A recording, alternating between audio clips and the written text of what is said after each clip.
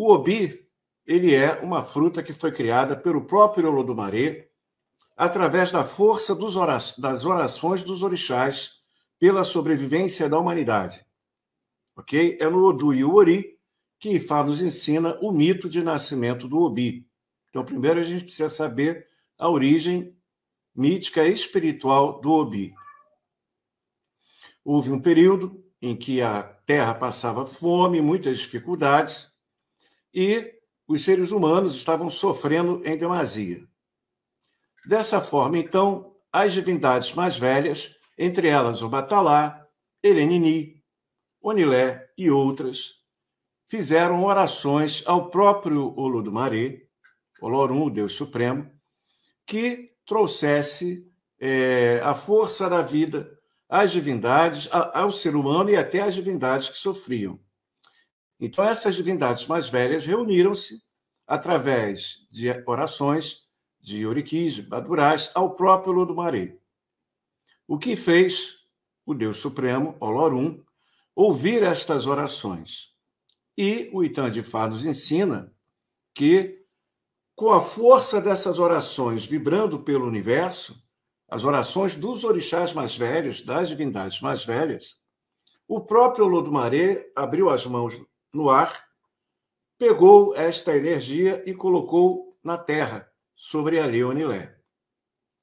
No outro dia, sobre aquele local onde o próprio Olodumare havia colocado suas mãos na terra, nasceu uma árvore. Era o Obi. Então, primeiramente, a gente deve entender que o Obi, ele representa as orações das divindades mais velhas pelo bem da humanidade e da vida como um todo. Então, esse é o primeiro e maior símbolo do Obi. Quando nós usamos um Obi numa oferenda para um orixá, para o Ori de alguém, é na força das orações das divindades mais velhas, condensadas pelo próprio Olorum nessa fruta, nessa árvore, que está a sua poderosa força espiritual. Um outro Itan que fala de Ori, do Obi, nos conta que o próprio Olodumare reuniu o seu poder em um Obi, e que aquele orixá, aquela divindade que abrisse aquele Obi, ia ter o mesmo poder que Olorum, que Olodumare. É um longo Itan. Todos os orixás tentaram abrir aquele Obi no meio de uma encruzilhada, e apenas Ori conseguiu abrir aquele Obi através de rituais que Oromilá ensinou a Ori. Dessa forma, então, quando Ori abre o Obi, a fruta do Obi, no meio da encruzilhada, Ori recebe o poder do próprio Olodumare, do próprio Olorum, tornando-se assim a divindade mais importante. Então, no primeiro momento, podemos deduzir que a questão do Obi não é necessariamente de ser um material masculino ou feminino. A essência do Obi é que esta fruta sagrada concentra a força das orações das divindades mais velhas e do próprio Olodumare, e é utilizada como uma força de preservação e de força positiva à vida, da vida como um todo e especialmente de toda a humanidade.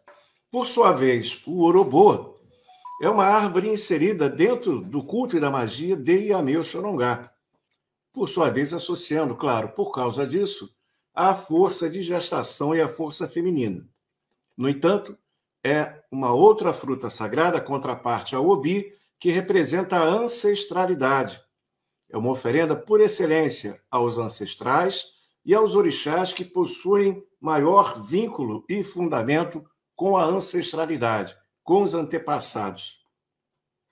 Dentro do próprio culto de Yami, a árvore do Orobô é a árvore da felicidade, da satisfação e da longevidade. Então, também, um outro atributo profundamente positivo. Tá? Então, não é necessariamente uma fruta masculina ou feminina. Tradicionalmente, o Orobô é ofertado aos ancestrais e aos orixás de maior fundamento ancestral. Não é à toa que em muitos rituais específicos de Ori, dentro do culto de Ifá e do culto de rituais associados à saúde, É comum o Obi ir ao alto e o Orobô ir aos pés, né? Quem entende, para quem o bom entendedor, entendeu o que eu quis dizer, né? Então, está aí essa relação.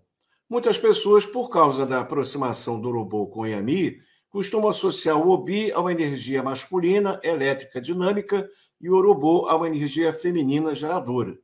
Mas os fundamentos essenciais dessas frutas são esses que eu estou falando agora.